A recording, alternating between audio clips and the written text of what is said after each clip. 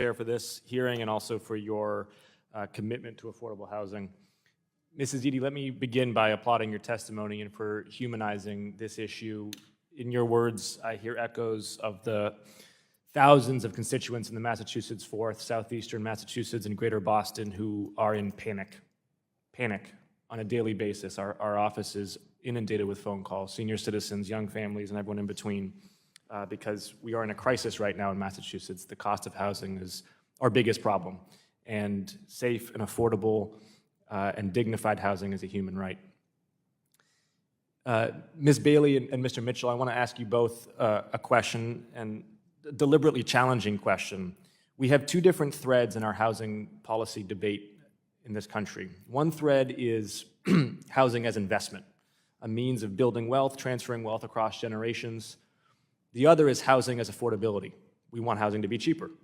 The challenge is a good investment goes up in price over time, and an affordable product goes down in price over time. Can we have both of these conversations at the same time? Can we talk about housing as investment, and can we talk about affordable housing and be talking about the same thing, or are they inherently in tension? Thank you for the question. We can walk and chew gum at the exact same time. We need to do both and. This is an opportunity to use housing as a fundamental right to really stimulate economic growth and grow the economy for everyone.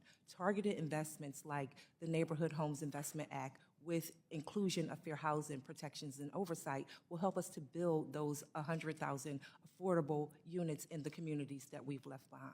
Well, let me challenge you on that. And Mr. Mitchell, you can jump in here too.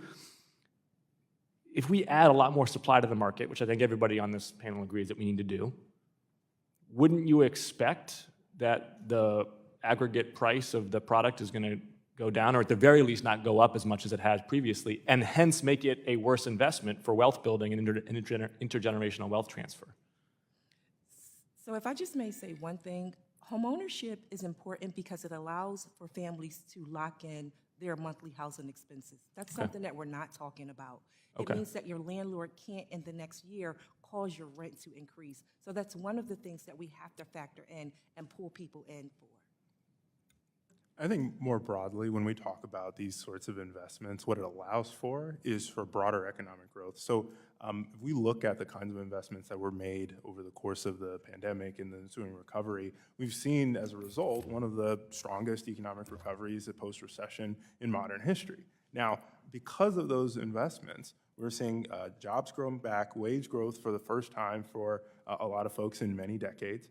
And that enables us to then focus on increasing capacity and productive capacity moving into the future. So we want to add another dimension here. So maybe it's not so much purely about ROI, it's about the inclusivity of economic growth and the stability, to your point, Ms. Bailey, as well, Mrs. Bailey. I appreciate those answers.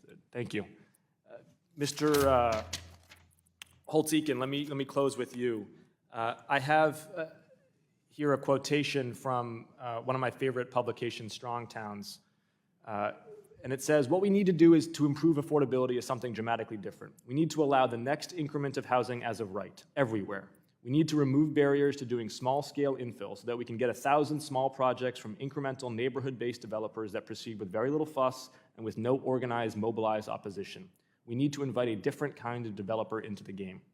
Sounds like organic, bottoms-up, community-driven development with the next increment, not these mega mixed-use projects, but ones that are more entrepreneurial and more incremental. You had mentioned carrots and sticks that the federal government might be able to use to incent this kind of development.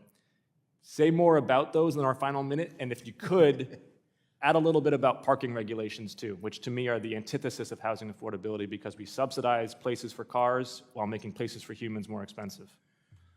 So that is broadly another strategy on increasing supply, and it's a dramatically different strategy, and I don't see any reason why we should limit the strategies we contemplate. The question is, how do you get there? And there is no reason why any city, locality couldn't just do that. Say, okay. Well, yes, there is, because people like talking about more housing in abstract and don't like talking more housing next to them. I was a city councilor for 5 years. I've seen it. So I'm going to agree with you. I'm just saying,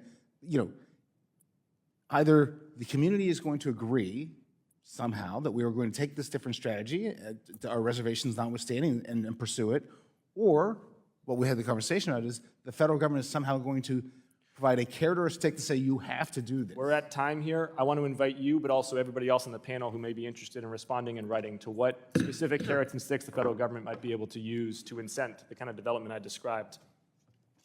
And I yield back, Madam Chair.